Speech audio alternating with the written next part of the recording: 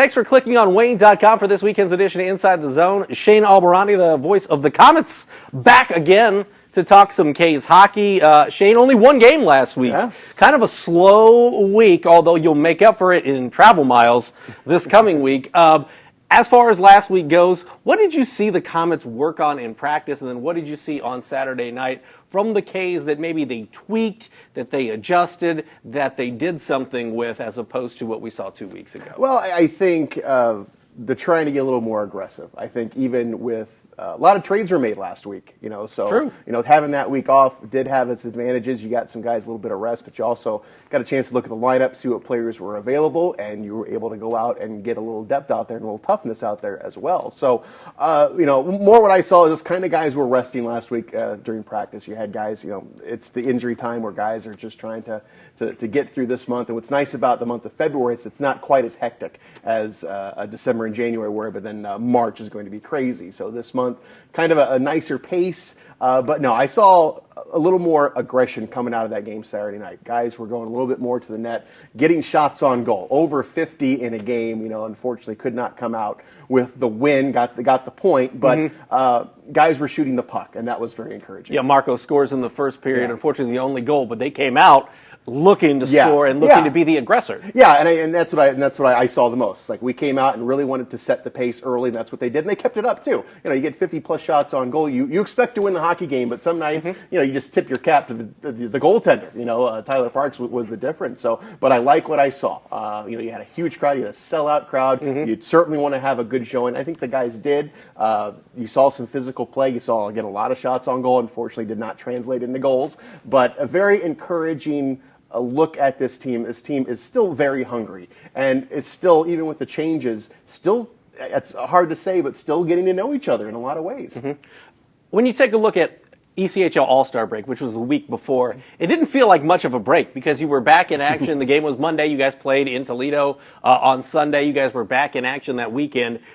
This felt like more of a break this past week. Yeah. Is that how maybe the guys viewed it? Is they really got to, although they were aggressive, they did get to put their legs up a little, and some of those nagging injuries that everybody is going to have at this point of the season maybe started to go away, and that's a good thing for the rest of the season? Yeah, I think this was really more like that break a little bit because, like you said, we played Sunday. All-Star game was Monday. We're right back at it Friday in Indianapolis. We had a travel day. We were playing in Wheeling on Sunday. So, yeah, it was, wasn't much of a break for the guys.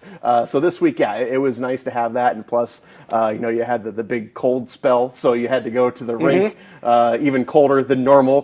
That's true. All those injuries, man, the muscles start to tighten up, and all those nicks and dings. You feel them a little bit more. Right. So, no, I mean this team, it's hard to say, here in the month of February that you're still getting to know each other, but, you're still seeing little timing issues just here and there. Lines are being tweaked with guys being in and out of the lineup, and now, again, you had another fresh influx of players coming in this week, guys who didn't get in the lineup this week, but we're definitely going to see them on the trip. When you take a look at the goaltending situation, Eric Levine stopping 26 of 27, although, they ended up losing in a shootout. They do get the point. He played very well, especially in regulation in that game on Saturday night. Gary, when we talked to him at practice on Wednesday, he declined to say whether there's a 1A, a 1B, a 1, a 2. Like with Fucali not here, who's the guy? Yeah. But Eric Levine has really stepped up his game the past couple of weeks. And where have you seen him make the biggest strides? And how do the guys respond? Because he's a different type of goalie than when we see Hafner in there. Yeah, he's a guy who is an SPHL guy, but he's been up and down throughout his career. We're going up to Newfoundland where he got 3 wins for Newfoundland just a few weeks ago. But he's a guy, who's definitely fighting for a spot. He wants to stick. He's a big goaltender. He's not afraid to get up in the crease and get big on guys. And Gary is aloof on that for a reason, because he's going to play the matchups. He's not going to say who's 1 or who's 2. He's going to look at that matchup, and he's definitely going to go with his gut. And he felt good with putting Levine in there in front of that big crowd Saturday night, and he did very well. On the flip side of that, how difficult or maybe how refreshing is it to keep you on your toes if you're a defenseman or, if you're even a forward, when you're not quite sure, I guess, who's going to be starting? I guess you are sure who's going to be. I mean, Gary's going to let you know, but when it can alternate throughout the weekend or can alternate from one game to the next. Well, but being a defensive player, it doesn't matter who's in goal. You still got to block shots. You That's still have true. to make That's plays.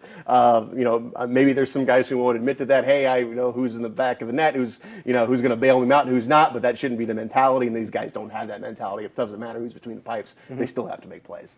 One of the guys that's been making plays really all season long when he's been here is Marco Waugh. He's got 8 points in his last 9 games, including the goal we talked about in the first period on Saturday night. Obviously, we got a chance to see him quite a bit last year.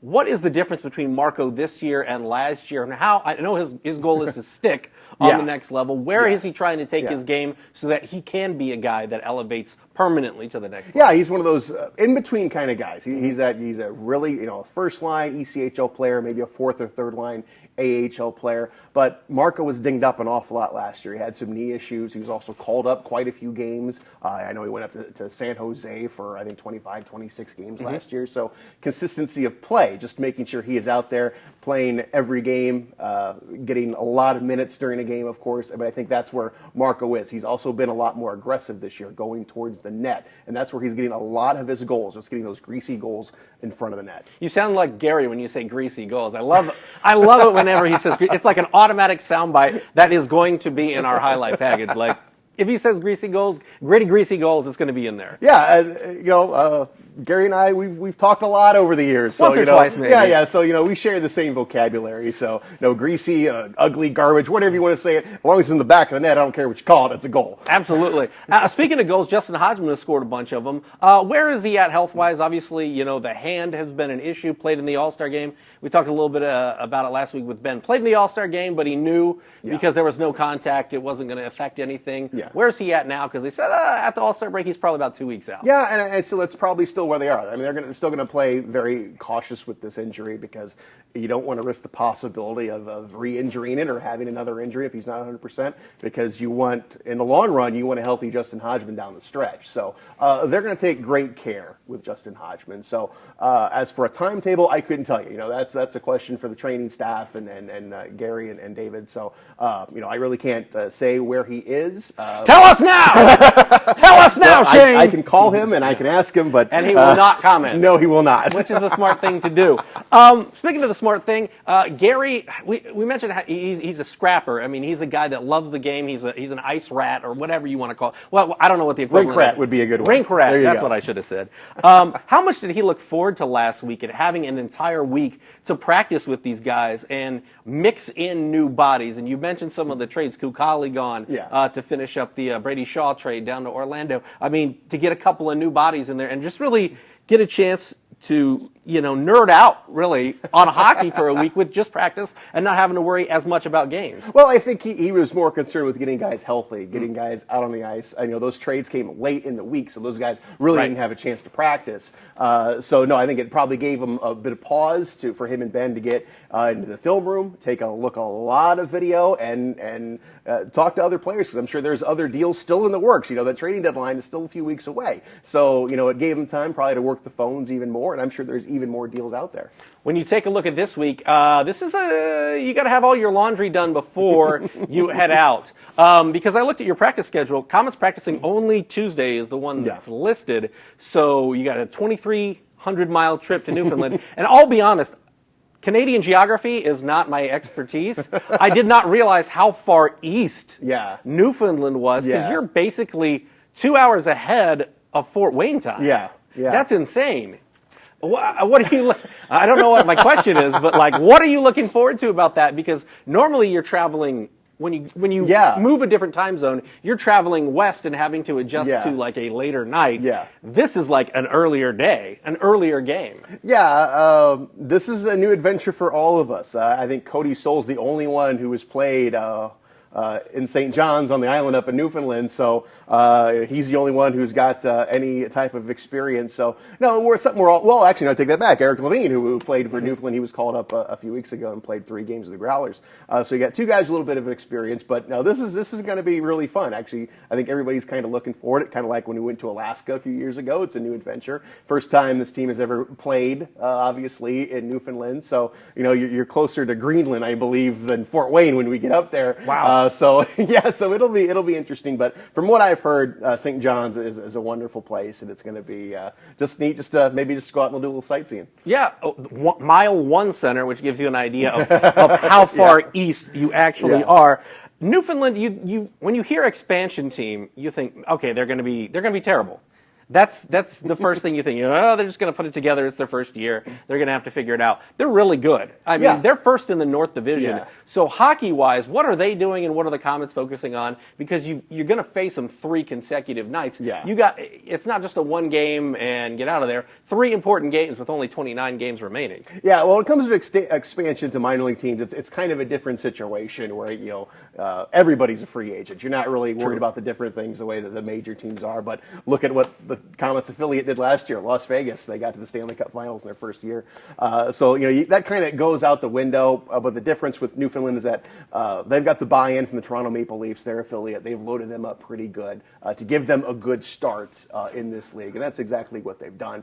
And it's kind of nice. You get 3 games in 3 nights. It's like a mini playoff series. By that time, Sunday, these teams are going to be very well acquainted, and it's going to be some pretty good hockey. And we've only seen one team from that division, the Brampton Beasts. So, in every division, when you go outside, it's a little different play because you see teams. We see the Central teams an awful lot, but they've got a little different style than the Rapid City Rush who we saw on Saturday. So it's kind of a contrast a little bit between divisions. So it's going to be nice to see how much better, or if they're on pace with the Central, or if they are better, or if they're worse than the Central Division. When you go on a trip like this, is this kind of a different trip? Because sometimes when you do road trips, it's a game somewhere Friday, a game somewhere Saturday, a game another place on Sunday. This is, you finally get to hunker in. Even though it's 2,300 miles, and really, like you said, it is a mini playoff series. Yeah, and that's nice. And I can say, just for me, I prefer, like we went out to Rapid City in November, we played 3 games out there, 3 games in 4 nights, we stayed in one place, 1 hotel, 1 bus trip, that was it. So for me, I kind of like that, but I know some players like to keep on moving. It's just kind of a preference. So, but again, it's 3 games in 3 nights, which is nice. We don't have an off day. We're going to get up there late Wednesday. We will have an off day Thursday. We'll have a chance to practice. And also, the time change is a little bit different. It's an hour and a half. That's kind of unusual. What is the schedule then? I saw you guys practicing Tuesday. Do you leave after Tuesday? Are you busing? Are you flying? What's the situation for you You know guys? what? There's some dog sleds involved. The Iditarod will be run. Yeah, there's a lot of things, but no, we're busing and we're flying, so it's a little bit of both. Oh, wow. So planes, trains, and automobiles. But we'll eventually get there Wednesday, and then we'll have a late practice Hopefully Thursday. you do not have to play the role of John Candy in this version of Planes, Trains, and Automobiles, because it could be rough. Final question. Just going forward, how important of a week is this? Because this is a quality team. I believe Newfoundland comes in with 60 points on the season. As I mentioned, they're in first place in their division. So this is a good test against a team that is probably going to make the playoffs on the other side. Yeah. So how important is this week, even though it is not a Central Division 3-game series? Well, at this point, every point is important. Every game is important because we're battling right now in the 4th playoff spot. We've got Indy ahead of us, but you've got Wheeling and Kalamazoo right on the Komets' tails. But the good news is the Komets do have a couple games at hand on everybody, so that's something good. But this is really important. Every game is important. When we're going up there, you want to have a good showing. You want to, we just can't come away with points. We can't be content with just coming away with points. We got to get some wins. Got to score some goals. And it'll be interesting, that first game on Friday night, 2 teams feeling each other out. So it's always kind of a slow process. But I think, come Sunday, it's going to be some pretty good hockey. What's the Shane Almirani travel trip for when you're traveling 4,600 miles for a road swing? Oh. Like, is there one thing that you bring? Is there one thing that these guys bring? Like, do they play, some of the young guys on the Tin Caps will play like Fortnite or all that kind of stuff? I mean, there's a lot of video games going on. There'll be some card games going on as well. It's funny, you've got, when you get on the bus, there's a bit of a hierarchy. The bus is sectioned off. You've got the back end, you've got the front end. So I don't know what goes on in the back end. I don't think I want to know. I was going to say, it's probably best. Probably best but that you do us not. old dudes are at the front. So... Fair enough. Well, either way, it'll be entertaining to go up in Newfoundland. Maybe the trip, maybe the hockey, maybe both. But we'll be talking about it next Monday right here on Inside the Zone. He's Shane. I'm Glenn, and we'll see you next week.